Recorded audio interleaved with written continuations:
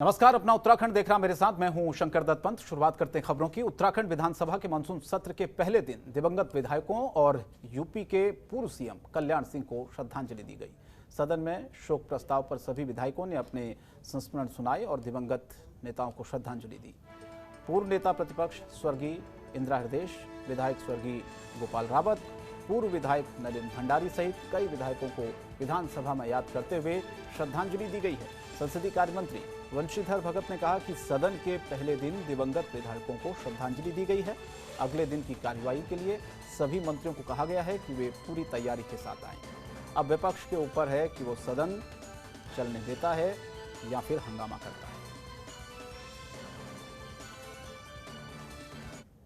सामने वाला कहेगा उस हिसाब से माहौल बनेगा। सामने वाला कहेगा भाई प्रश्न चलाओ तो हम प्रश्न का उत्तर देंगे। अब वो कहेगा नहीं जी हमने तो प्रश्न नहीं चलाना है, तो फिर हम उस हिसाब से चलेंगे।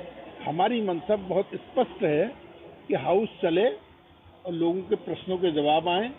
और मैंने अपने मंत्रियों से सबसे ही कहा है कि सब लोग अपनी तैयारी से आएँ और पूरा जवाब सबको दें। अब ये हाउस चलाने में विपक्ष की बड़ी भूमिका होती है, वो क्या करते हैं इस पर निर्भर करता है। विकास को लेके एक चर्चा का भी है और अध्यक्ष जी से हम लोगों की बात भी हुई है। इस पर एक दिन हम चर्चा का अलग से समय निकालने का उन्होंने आश्वासन दिया है। और उसके अलावा हमारे जैसे महंगाई से संबंधित मामले हैं, कोविड में सरकार का फेलियर, कुंभ में जो जिस तरीके से जांच का घोटाला सामने है वो विषय है। उसके अलावा बेरोजगारी है, महंगाई है, हमारे जो किसानों से संबंधित समस्याएँ वो हैं, आशा बहनों के हड़ताल पे लगातार हैं, आंगनबाड़ी बहनें हड़ताल पे हैं, पुलिस की पे ग्रेड का मामला, ये सभी गंभीर विषय हैं। देवस्थानम बोर्ड है, भूमि के कानून को बनाने की बात है। ये सभी चीज़ों को लेकर हम लोगों की तैयारी है और हाउस में इस बार आपको अच्छा बहस देखने को मिलेगी। उत्तराखंड विधानसभा में विधानसभा अध्यक्ष के कक्ष में यूपी के पूर्व सीएम और राजस्थान के पूर्व राज्यपाल कल्याण सिंह को श्रद्धांजलि दी गई। संत कल्याण सिंह के चित्र पर पुष्प चढ़ाकर श्रद्धा सुमन अर्पित किए गए। श्रद्धांजलि देने वालों में उत्तराखंड विधानसभा अध्यक्ष प्रेमचंद अग्रवाल, सीएम पुष्कर सिंह धामी, कैबिनेट मंत्री धन सिंह रावत, कैबिनेट मंत्री यतीश्वरानंद, कैबिनेट मंत्री वंशीधर भगत सहित कई नेताओं ने श्रद्धांजलि अर्पित की। विधानसभा अध्यक्ष प्रेमचंद अग्रवाल ने कहा कि कल्याण सिंह के निधन से देश में आज एक सच्चे राष्ट्रभक्त, ईमानदार और धर्मनिष्ठ राजनेता को खो दिया।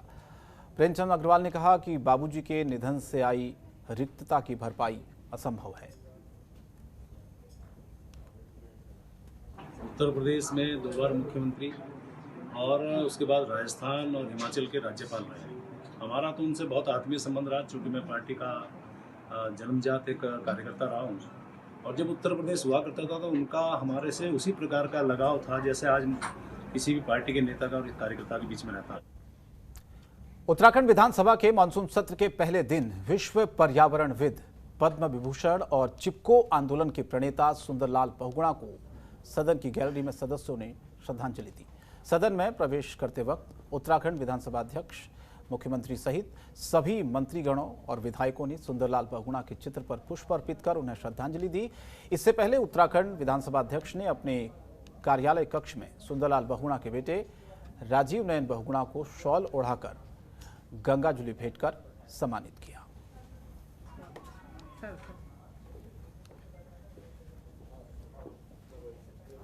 उत्तराखंड विधानसभा के मानसून सत्र के पहले दिन जहां सदन में मात्र शोक प्रस्ताव भी लाया गया, सभी दिवंगत नेताओं को श्रद्धांजलि दी गई। वहीं इस मौके पर विधानसभा में नेता प्रतिपक्ष प्रीतम सिंह ने मानसून सत्र को लेकर अपनी प्रतिक्रिया दी है।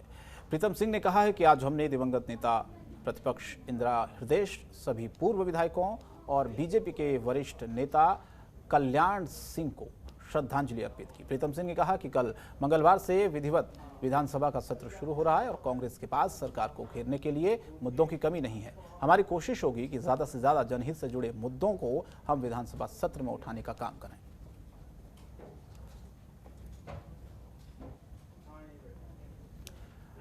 उत्तराखंड विधानसभा के मानसून सत्र के पहले दिन उत्तराखंड क्रांति दल ने भू कानून समेत कई मांगों को लेकर विधानसभा का घेराव किया। विधानसभा घेराव के लिए काफी संख्या में यूकेडी कार्यकर्ता विधानसभा पहुंचे, जहां यूकेडी कार्यकर्ताओं ने कांग्रेस और बीजेपी पर गंभीर आरोप लगाए। उत्तराखंड क्रांति दल के केंद्रीय अध्यक्ष काशी सिंह येरी ने कहा है कि दिल्ली में बैठकर सत्ता चलाने वाले लोग 20 सालों से उत्तराखंड को लूट रहे हैं।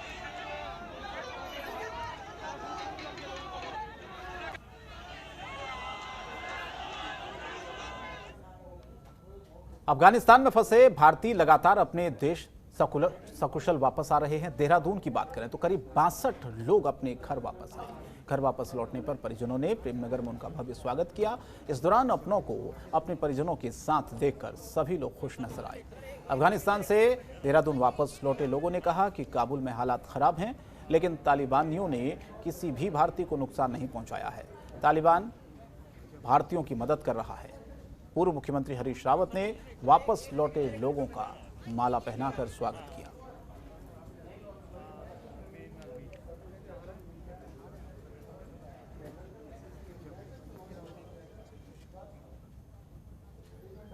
उत्तराखंड सरकार ने पूरे प्रदेश को वैक्सीनेट करने के लिए दिसंबर महीने तक का लक्ष्य रखा हुआ है, जिसे पूरा करने के लिए बड़े स्तर पर वैक्सीनेशन कार्यक्रम का आयोजन किया जा रहा है।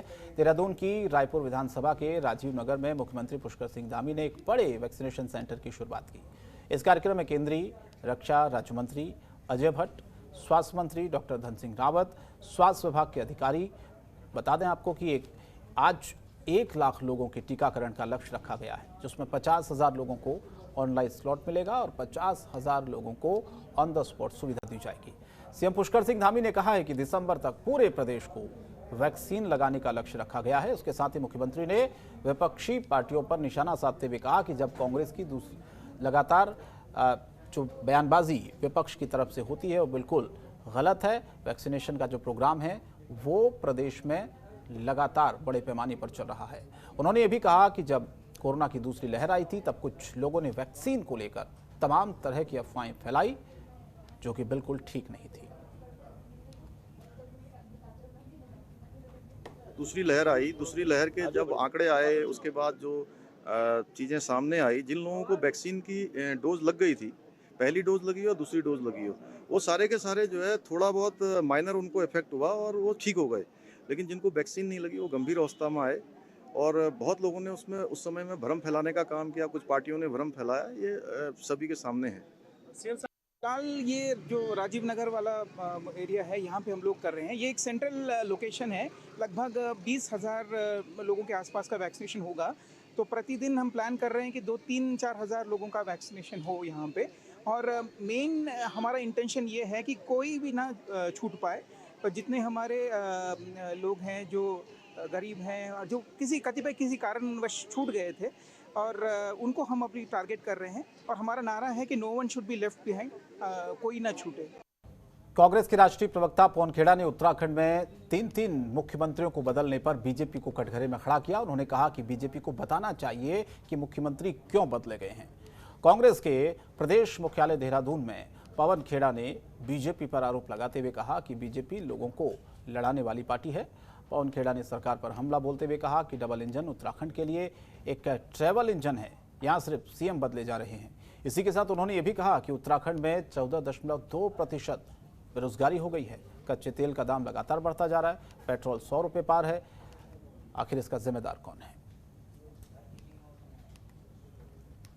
डबल इंजन देवभूमि के लिए, उत्तराखंड के लिए एक ट्रबल इंजन के अलावा और कुछ नहीं है। 3 ड्राइवर डबल इंजन के बदले गए हैं।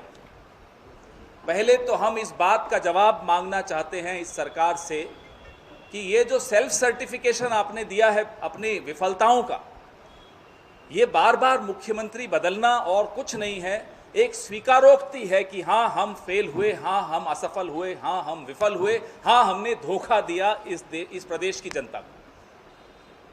अगर आपने मुख्यमंत्री बदले, 3 बार बदले, तो जवाब दीजिए कि कारण आपकी नजरों में क्या था, कहां कहां आपके मुख्यमंत्री विफल हुए, कहां कहां आपकी यहां उत्तराखंड की चुनी हुई सरकार विफल हुई है। जवाब आपको उत्तराखंड की जनता को देना होगा। और काशीपुर बार एसोसिएशन के सभागार में उप जिलाधिकारी के अधिवक्ताओं के साथ हठधर्मिता रवैये को लेकर आक्रोशित अधिवक्ताओं ने एक मीटिंग का आयोजन किया, जिसमें अधिवक्ताओं ने उप जिलाधिकारी की हठधर्मिता रवैये के चलते अपना विरोध जताया। साथ ही अधिवक्ताओं ने बार एसोसिएशन के सभागार में उप जिलाधिकारी के जरिए उत्पीड़न को लेकर एकजुट होकर विचार विमर्श किया। इसके बाद अधिवक्ताओं ने एकजुट होकर बार एसोसिएशन के सभागार से लेकर उप जिलाधिकारी कार्यालय तक एसडीएम के खिलाफ नारेबाजी की और एसडीएम कार्यालय का मेन गेट बंद कर दिया। साथ ही 1 हफ्ते का कार्य बहिष्कार की घोषणा की। उन्होंने मांग की है कि उप जिलाधिकारी काशीपुर का यहां से स्थानांतरण किया जाए।